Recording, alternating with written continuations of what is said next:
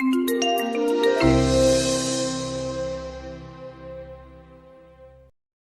right, well, let's start by saying I apologize for a little bit of a hoarse throat. Yeah, you go on a book tour and you lose things, including your voice. So I'm going to start with about a 10-minute talk that I gave 2 weeks ago at TED headquarters in New York. And it goes on the TED.com website a week from today. So that's just a 10-minute talk. Then I'll talk a little bit more about what does it mean to be a modern elder? What are the qualities of what a modern elder what are the qualities that a modern elder exhibits?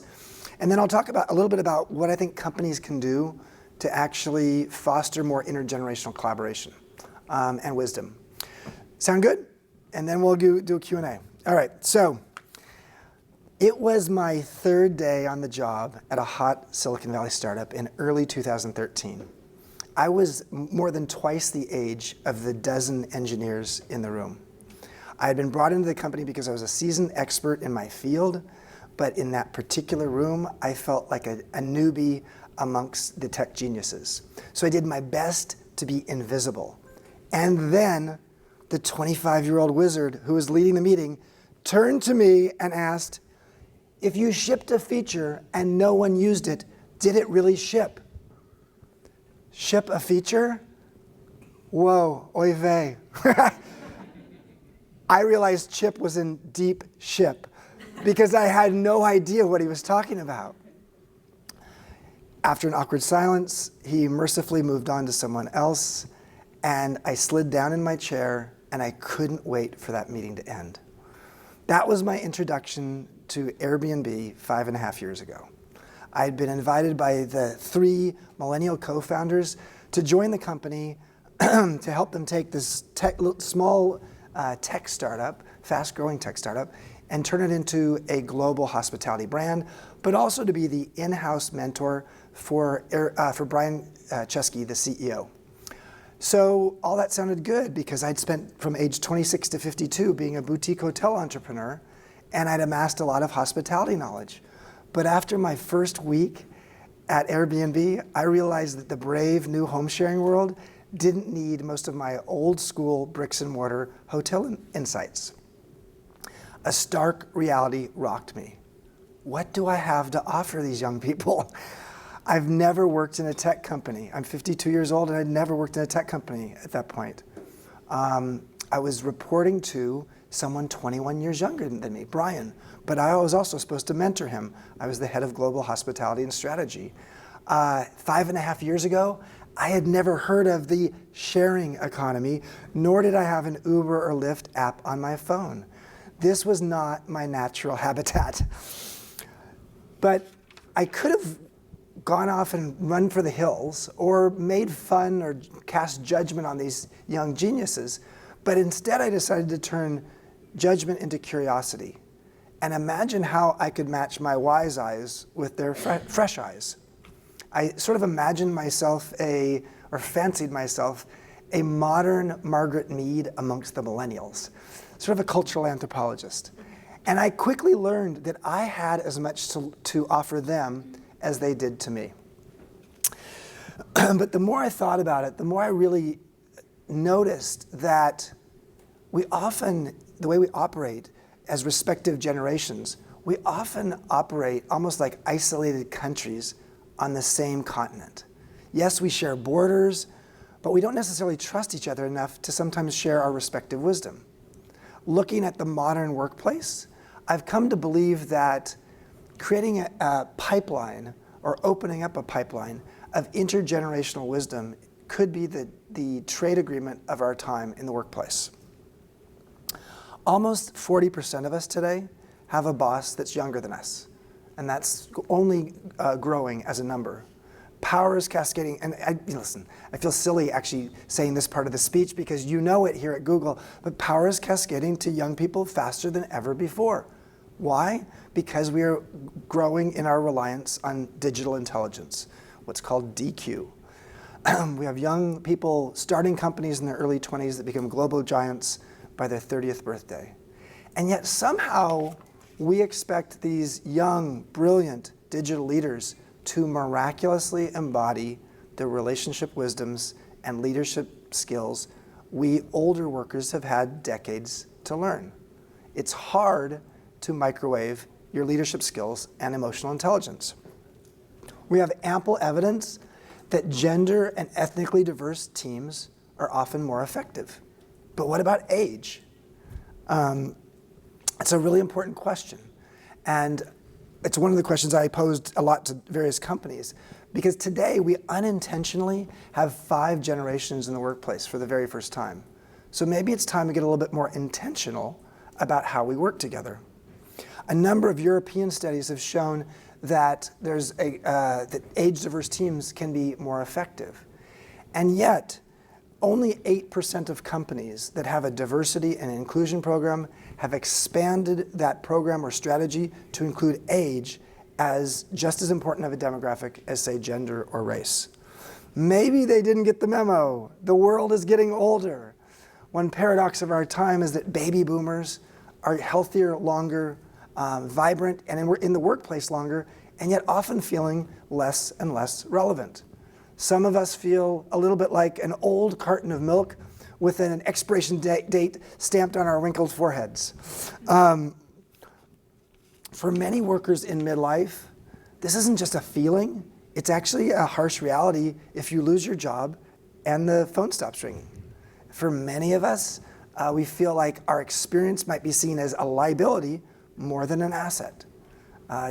Many of us have heard the phrase, 60 is the new 40, physically, right? Well, when it comes to Silicon Valley and when it comes to the digital world and when it comes, frankly, more and more to the power in the workplace, I believe 30 is the new 50. So if power is moving 10 years younger and we're going to live 10 years longer, do the math. A new 20-year irrelevancy gap has been created for those of us in midlife. Midlife used to be considered 45 to 65, but now it's really expanded, I think, to 35 to 75, because there's people, especially in the Valley, who start feeling irrelevant in their mid-30s, and there's lots of people who are going to work way past the traditional retirement age of 65, and they may work till 75, because if you're going to live to 100, either by choice or by necessity, you may work longer. So that midlife marathon, and by the way, as an aside, the term midlife crisis was created in 1965, but we haven't done much in 53 years since then to make it any better. Okay, now it starts getting better. That's all the depressing stuff. Here's the good stuff. Here's a bright spot. Why is it that as we age, we become a little wiser about our humanity? Our physical peak as humans is probably our 20s, or as adults is our 20s.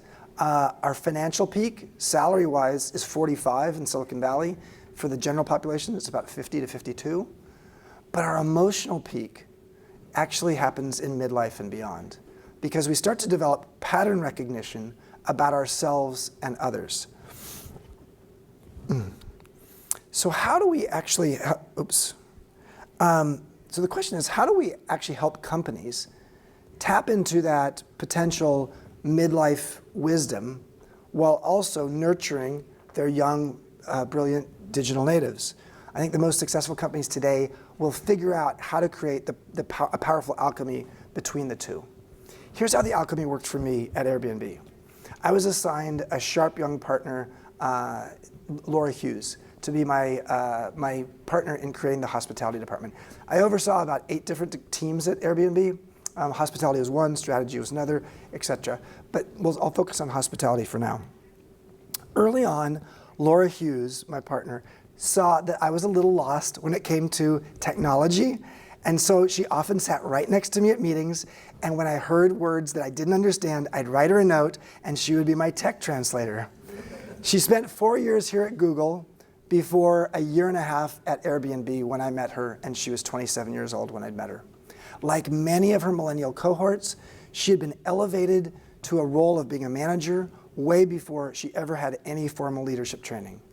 I don't care if you're in the B2B world, the B2C world, the C2C world, or the A to Z world. Business and organizations are fundamentally H to H, human to human.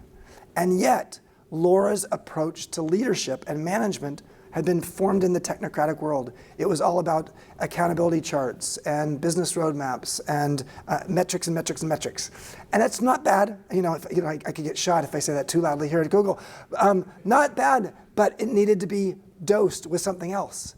What she said to me about a month into the job is like, oh my gosh, what I appreciate is that you help us as a team create a compelling vision, and then that becomes the North Star for how we operate.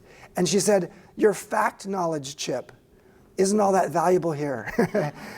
How many rooms a maid cleans in an 8-hour shift doesn't matter in the home sharing world. But your process knowledge is really valuable. Process knowledge being, you know how to get things done based upon understanding the underlying motivations of everyone in the room. And you're organizationally savvy enough, because you've been around for a while, to know how to get things done in an organization. So as I spent more time at Airbnb, I actually started to notice that maybe a new kind of elder was emerging in the workplace. No, not the elder of the past who was regarded with reverence. There are only a few places in the world where that's still the case. No, this modern elder actually was appreciated for their relevance, their ability to take timeless wisdom and apply it to modern day problems. Maybe it's time that we actually start valuing wisdom as much as we do disruption. And I absolutely think it's time we reclaim the word elder, but give it a modern twist. The modern elder is as much an intern as they are a mentor, because they realize in a world that is changing as quickly as it is today, that it's important that our beginner's mind and catalytic curiosity allows them to create almost like a life-affirming elixir for both themselves and everyone else. We're very familiar with intergen improv in music and the arts. Think Tony Bennett and Lady Gaga, or Wynton Marsalis and the young stars of jazz. But in the business world, we don't really have a language for this kind of riffing off of each other with different generations. But we might often call it mutual mentorship. And mutual mentorship is, frankly, in my case, I was getting millennial DQ, digital intelligence, and what I was offering back was boomer EQ, but it could be Gen X EQ as well. At Airbnb, I actually had a dose of this kind of intergen reciprocity when Laura and I took on, along with our stellar data science team, the process of completely remaking the Airbnb peer-to-peer review system. Based upon Laura's analytical mind and my sort of more human-centered intuition. With this powerful alchemy of algorithm and people wisdom, we were able to actually take a relatively good program, the peer-to-peer review system, and make it a great program that helped our hosts better understand the needs of our guests, such that we actually got Airbnb's guest satisfaction level with our hosts higher than the hotel industry, substantially higher, because we use the same metric the hotel industry does. So this is a great example of high tech meeting high touch. As a modern elder, I also learned that I needed to intern publicly and mentor privately. What I mean by that is, like, nobody wants me telling them in the middle of a meeting that they did something wrong. I'm not their parent. That's what their parent might do. But what they really appreciated was this. And actually, here's my search engine comment. Search engines are great for giving us answers. And over time, you may actually, at Google, get better and better at even posing questions to us. I don't know where that's going. I might ask Dan in the back there. But the bottom line is, you're great. Google has all the knowledge in the world. And so answers come from a place like Google. But a beautifully posed question asked by a wise elder can actually unlock someone's mind and heart to all kinds of other things.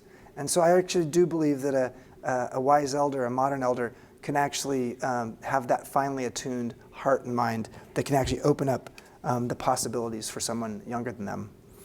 Over time, to my surprise, I had actually over 100 people in the Airbnb organization ask me to mentor them. It was not my job, not even in my scope of work at all. But every time somebody asked, I said yes. It was nuts, to be honest with you, but I loved it. Because what happened is I learned as much from them as they did from me. And that was the beauty of it. In sum, Brian Chesky, the CEO, asked me to join Airbnb because of my industry knowledge. But what I really offered was my well-earned wisdom. Peter Drucker, the management theorist, created the phrase or the term knowledge worker in 1959. I think it's time we retire the phrase knowledge worker and replaced it with wisdom worker, because really that's what we offer in our humanity. With 5 generations in the workplace for the first time, we can either operate like separate isolationist countries, or we can find a way to build bridges across those generational borders so we can learn from people both older and younger than us and delight in that. It's time also to switch up our thinking about the physics of wisdom, so it's not just moving from old to young, but it's moving from young to old as well. So in your life, personally, who could you reach out to actually build a mutual mentorship relationship? And organizationally, how do we create the conditions to foster more of an intergenerational flow of wisdom? This is the new sharing economy, in my opinion. So that's my talk. There you go. Thank you.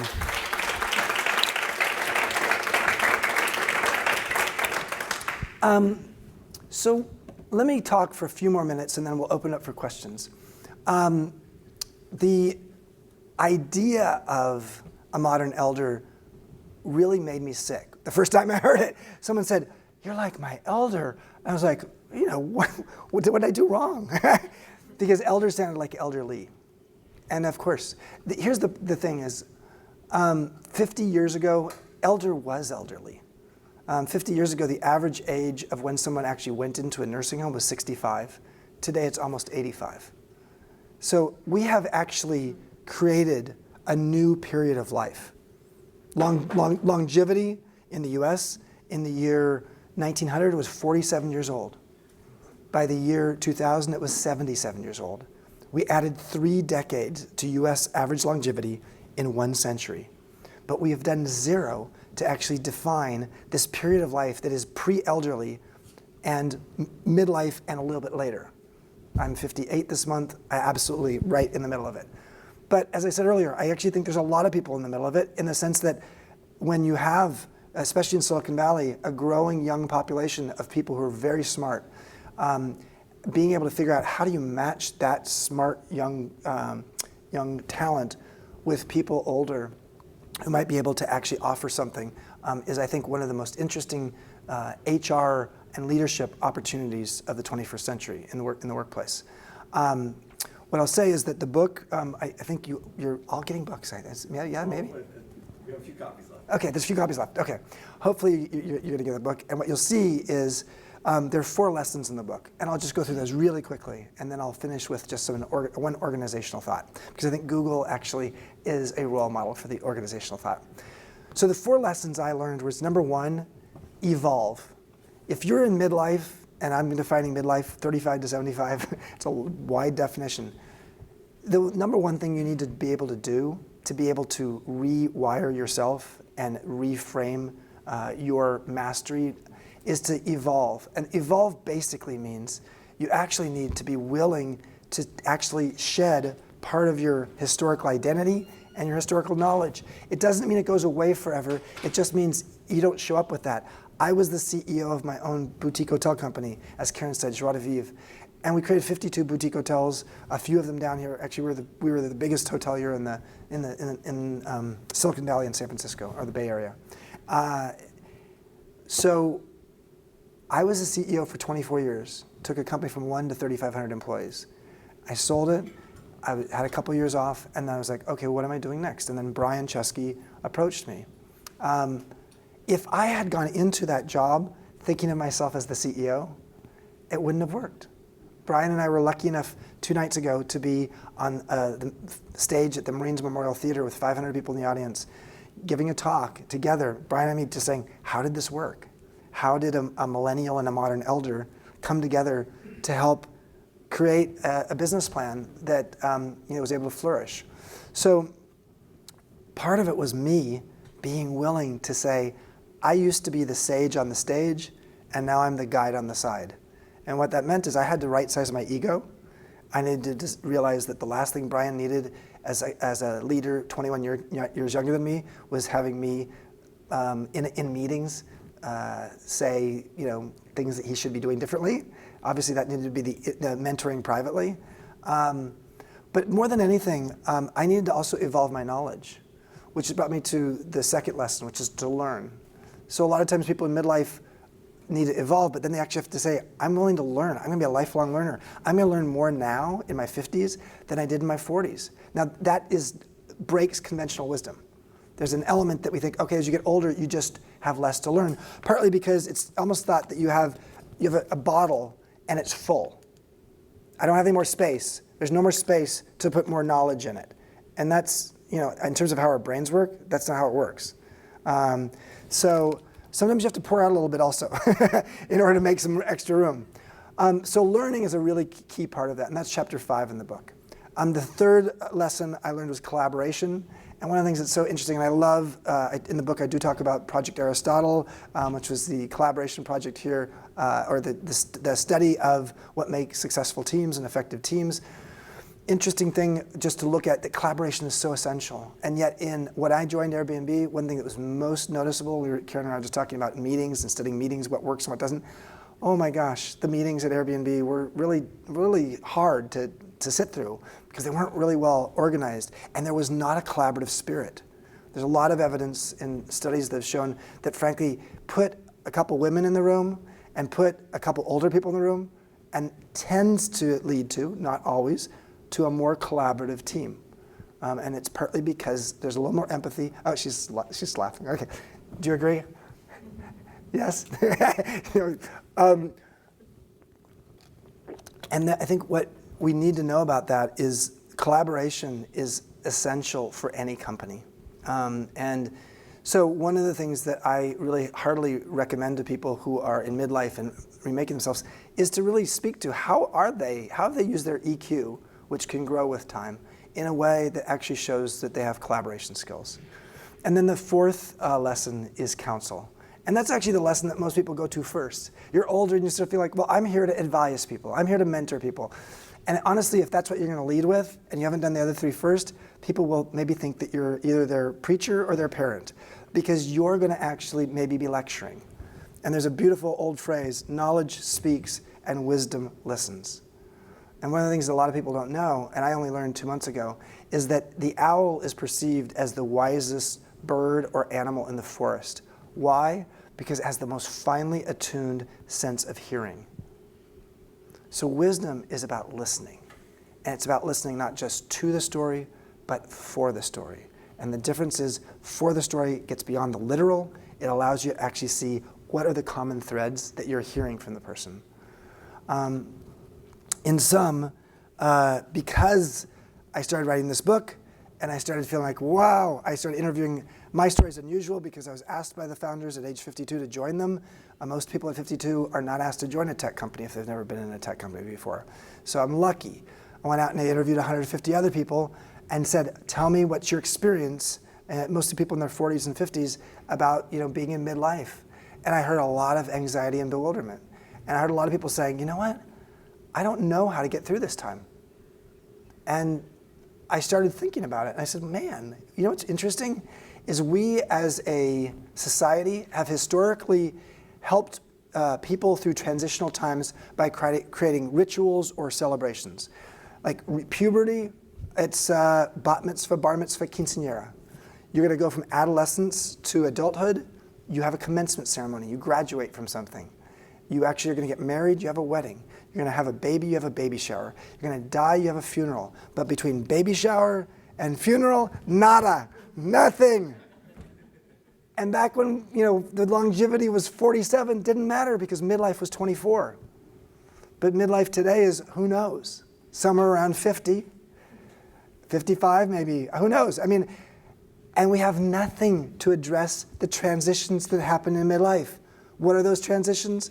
Well, you could lose a parent, you could lose a spouse, you could actually get divorced, you could change job or career or location, you could actually go through empty nester syndrome where the kids are gone. You go through menopause. Men, we go through andropause. You don't even know what that is. I'm going through it. All these things happen. And there's no transitional support. So, long story short is I created something called the Modern Elder Academy. I finally totally embraced the word. Not only the subtitle of the book, but I said, you know what, Modern Elder, I'll be one of those, and let's create an academy. So we did in Baja California, so in Mexico, just 1 hour north of Cabo San Lucas. It's a 3-acre campus on the beach, and we have people coming from all over the world. We did a beta program of it the first half of the year. 153 people went through week-long and 2-week-long programs, and it went really well. So and 50% of the people are on scholarship. So it's a social enterprise. It's not. The purpose of it is not to make money. Last thought before we open up for questions. Organizationally, what can we do to help foster more intergenerational collaboration or more understanding of the value of the modern elder?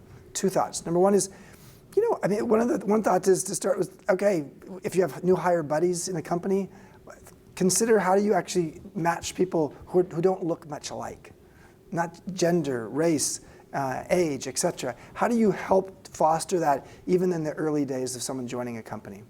But the bigger idea I have that really speaks, and I have a bunch of ideas. Chapter 9 in the book is full of 10 ideas that companies actually could incorporate. But the one that relates to Google is this. I know you have 20% time, which was supposed to be 80% plus 20%, and it really is 100% plus 20%, right? So the idea was, at Google, engineers, especially who wanted to go out and innovate, could actually be given the opportunity to work on innovation projects that might serve the company. Great idea. What if we actually got a little bit more intentional about asking questions on employee surveys? Questions like the following. Other than your boss or someone on your team, who in the company do you look to for advice or for wisdom? What if we could actually start identifying not just the spaces of innovation in the company, but the spaces of wisdom and who actually are perceived as the role models for that? And then what if we actually, knowing that information, started to develop programs where people who have institutional wisdom and knowledge have been in the company for, you pick the determining amount of years. At Procter & Gamble, that is a program called the Mastery Program. It's 10 years. But at a tech company, it might be 5 years. Once a person's been there that long, you have the ability, if you choose to start moving into the Modern Elder or the Mastery Program, which allows you to actually scope down a little bit what you're working on and actually allocate some of your time to things that would be helpful to the company around institutionalized wisdom.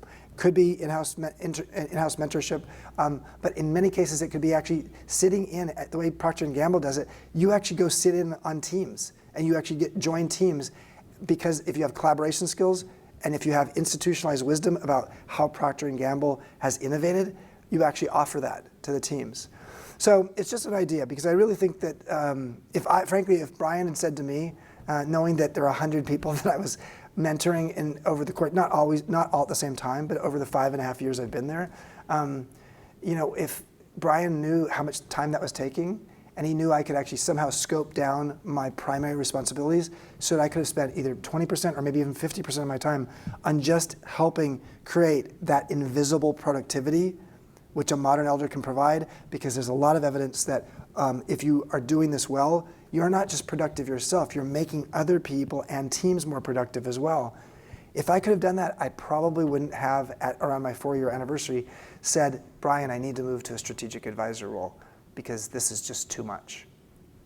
So, with that, I'm now going to open it up to questions from you or from the Dory, and let's see what you have.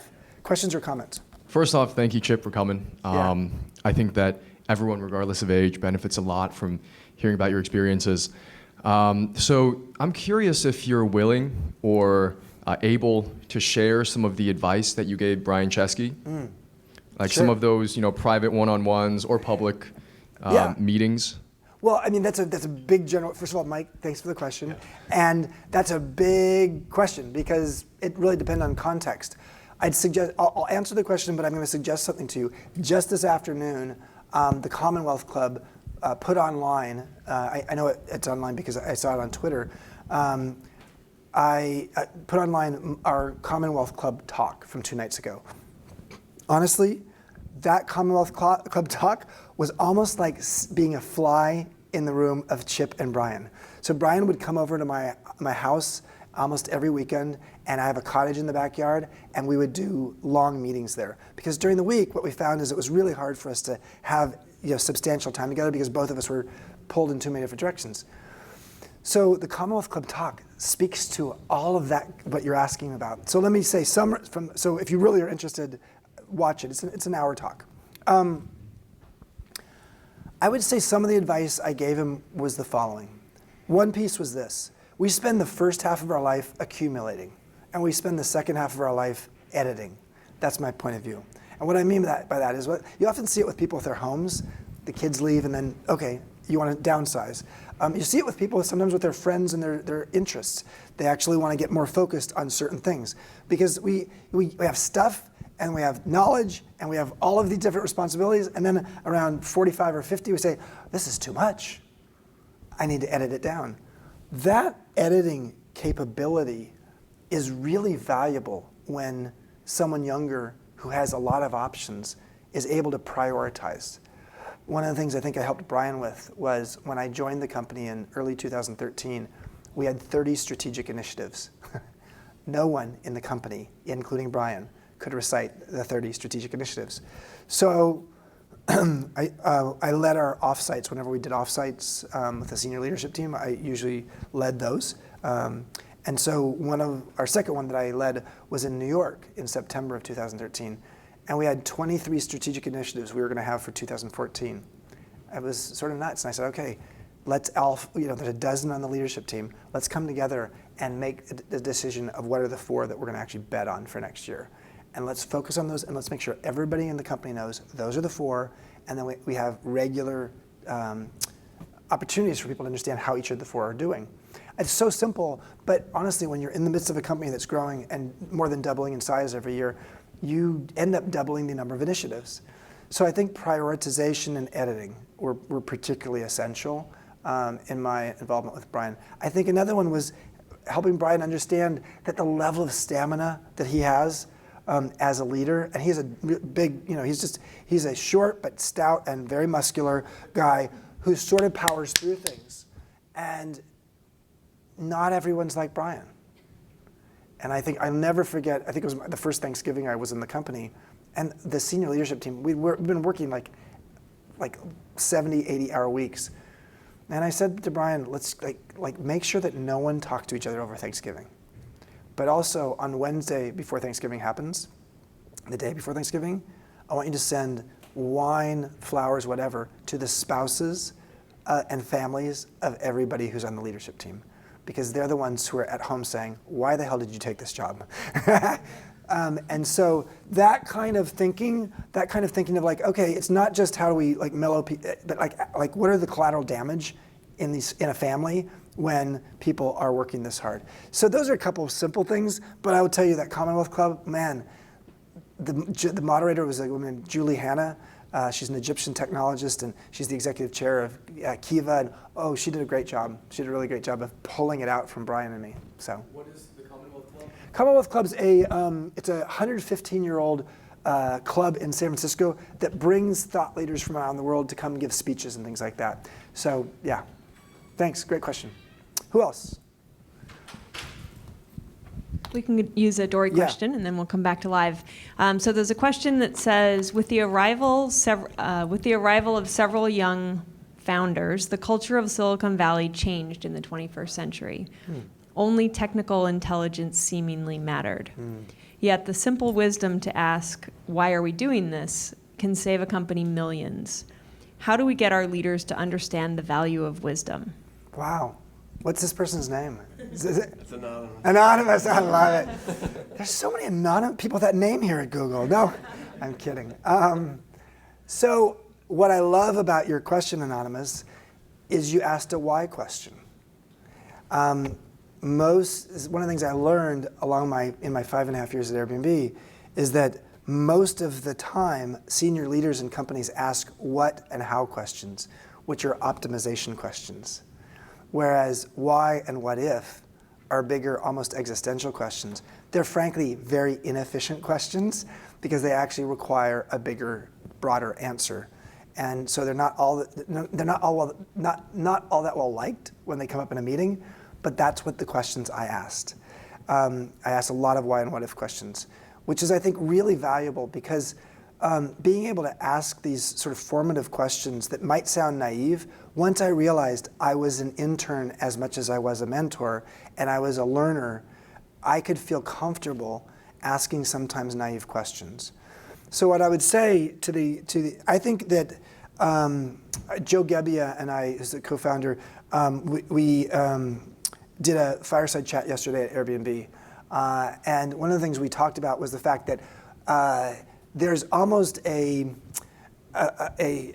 balancing act for companies that grow fast between scale and soul. And that scale and soul kind of balancing act speaks to the scale piece being very quantifiably driven and often very much about what can be proven. And the soul piece being very intangible, often very human-centric, and often more intuitive. And to me, the best companies who get it right figure out what's the right alchemy of scale and soul to actually to shoot for in the future. And I think it's the thing that I said within Airbnb, and I tried to lead at Joie de Vivre in my own company, although frankly in a bricks and mortar boutique hotel company, we grew fast, but I mean, you don't grow like a global giant like Google or Airbnb. We said, what is it we want this company to look like 5 years from now in terms of scale and soul? And tangibly, what does that mean? And then how do we work backwards? And how do we actually have people in the company who are the role models for both? I mean, the person who actually has both within them, great. And those people are, the left can do the left brain, right brain tango. But the person who's actually great here and the person who's great here, how do we make sure they're on teams together? And how do we actually look at teams for cognitive diversity? Not just the demographic diversity, yes, that's important, but cognitive diversity is a really important part of how do you help groupthink not occur. And so that's a long-winded answer, but I hope that helps. So we're at Google, you were at Airbnb. You talked a lot about Silicon Valley. I'm wondering how you would generalize this to the rest of the country, the rest of the world, and how that might be different. Well, here's the thing. Because people sometimes have said, well, this is just your Airbnb, this is just your technology, Silicon Valley bubble. And I was like, you know what? 7 of the 10 most valuable companies in the world today are tech companies. All companies want to be tech companies. I mean, I was at Procter & Gamble 2 months ago, and their headquarters, spent 3 days with the CEO, senior team, did a bunch of things there. Procter & Gamble wants to be a tech company.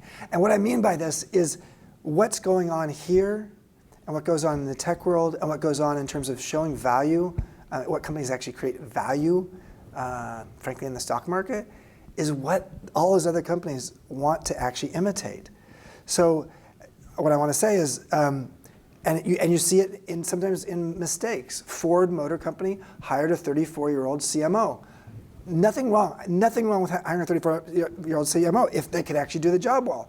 The person lasted about a year and a half, and they didn't work out well. But someone else could have. But the question is, when we're making decisions about leaders, are we making sure we're asking enough questions about their skill set beyond what they're the expert at?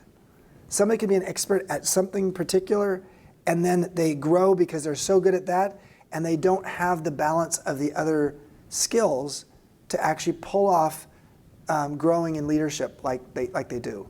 So I would just say, I think, to answer your question, I think that Silicon Valley is the model for a lot of other companies out there. Is it true that there's lots of old school companies that don't fit this? Yes. I was on a webinar this morning, and someone from a manufacturing company from Kansas was on the phone, and it was 200 people in the company, and the company he described is a company that felt like it's 50 years ago. And it might work fine in manufacturing. They've just started to think about robotics in this company. Fine, I mean, a lot of companies started thinking about robotics 30 years ago, but it seems to work for them.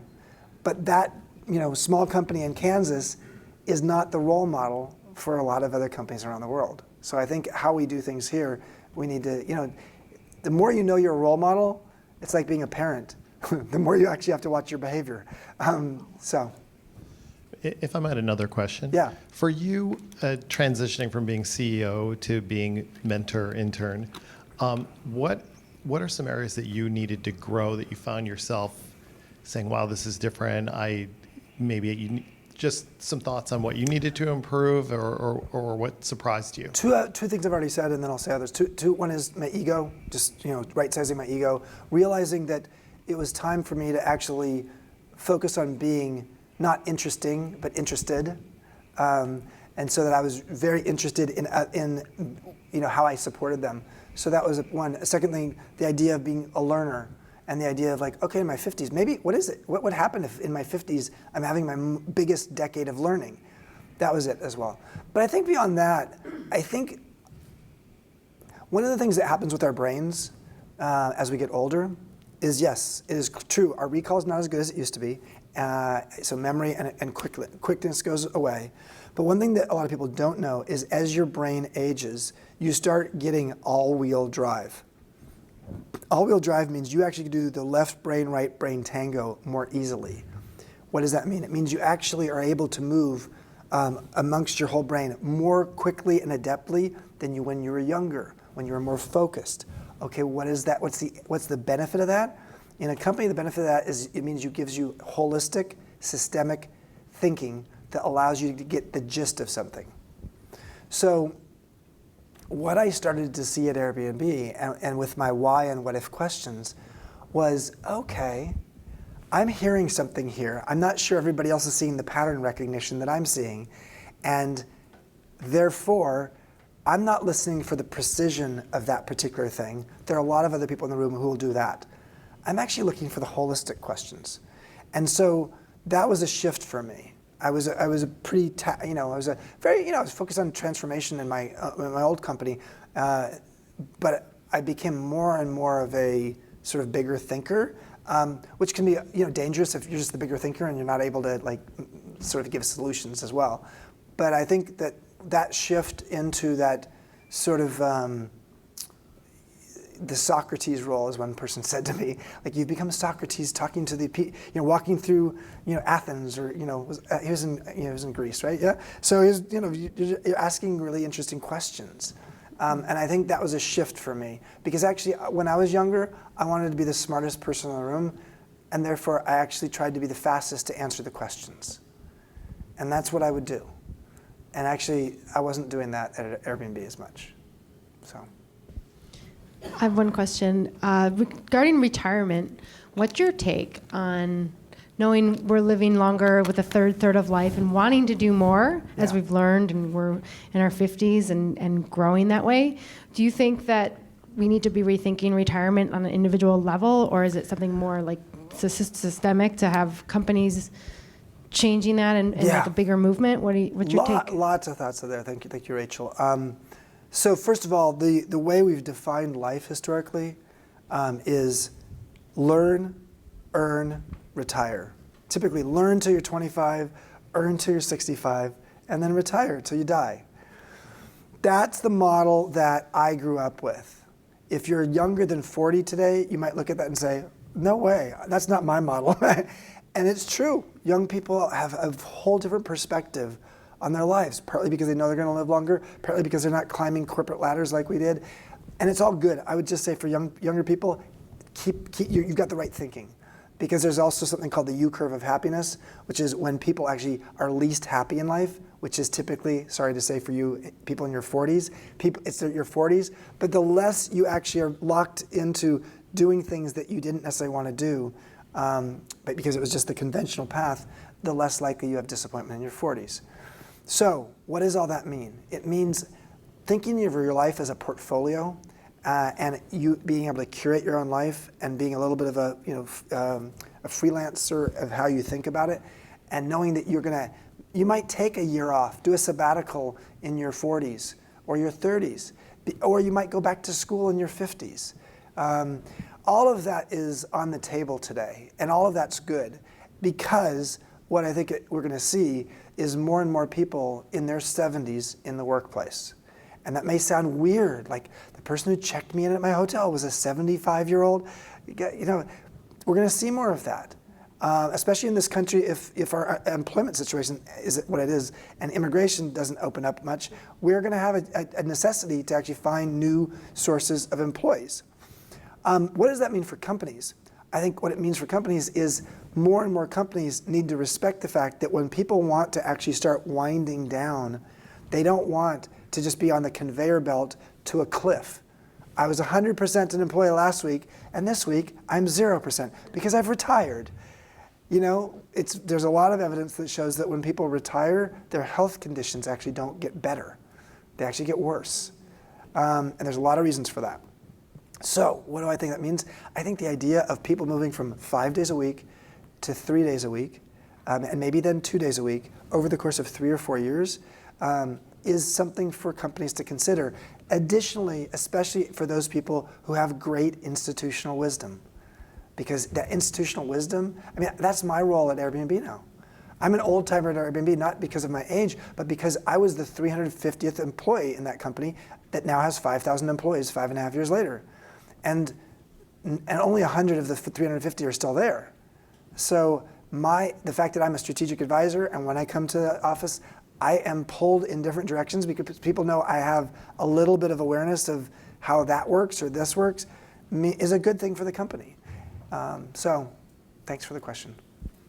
Chip, there's another question in the dory, although it's an observation.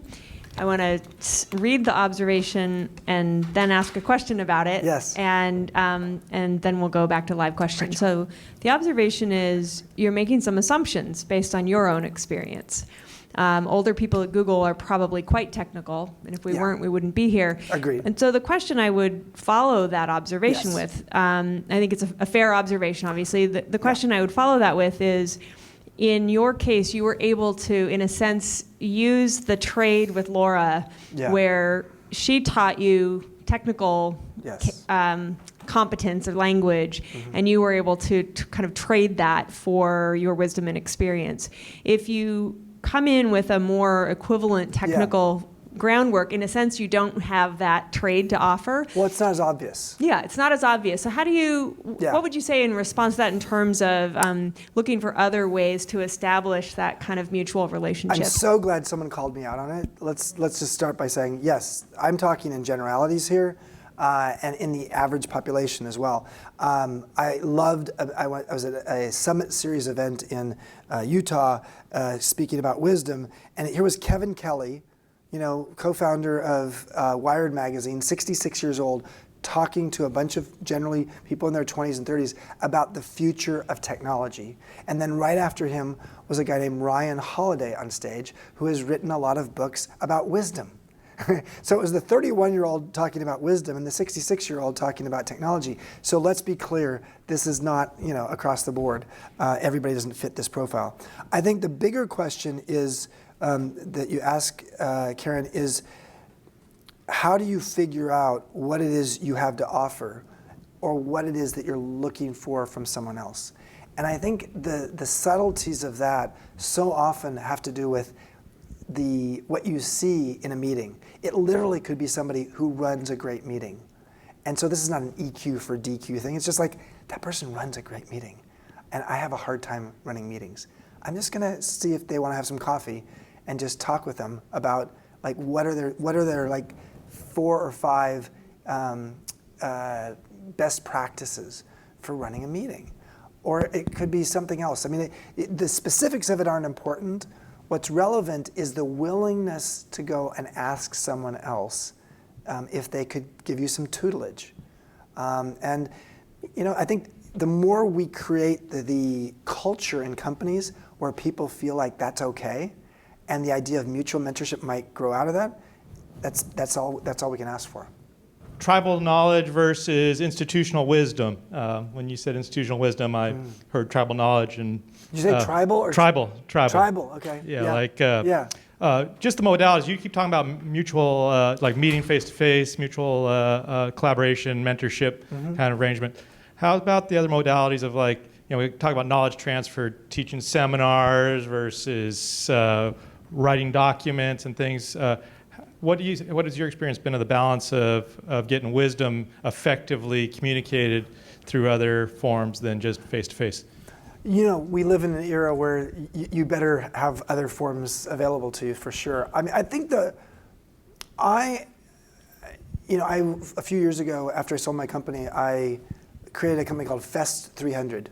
And the whole company was based upon the 300 best festivals in the world. And so I went around to some of the world's best festivals, because what I believed is that in the era of URLs, that IRL experiences, in real life experiences, had something to teach us.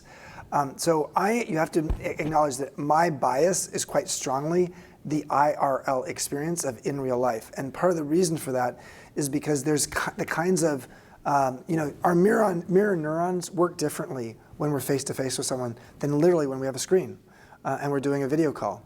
So I think that there's that. There's also just the sense that you can see subtleties more easily in conversation when it's face to face.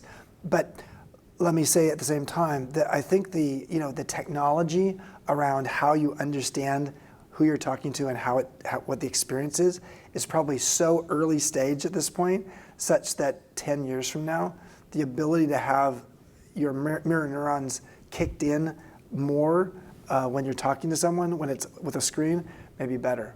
And there's no doubt the scaling piece of this, if you're just talking about one-on-one stuff, that doesn't scale very well. So the process of educating people in a sort of a more webinar kind of format, that's fine. I think the key on everything, all of this, is about helping people to understand what are their best learning modalities. And we aren't taught that in high school. We're not taught, are we a visual thinker? Or what's the form of learning that actually is best for us? If we could help people understand that earlier, then I would say that the question would be easier to answer, because then you help people steer them to that modality that works best for them. So thank you. With that, that's our hour together. So thank you, to all of you Chip. and all of you out there watching.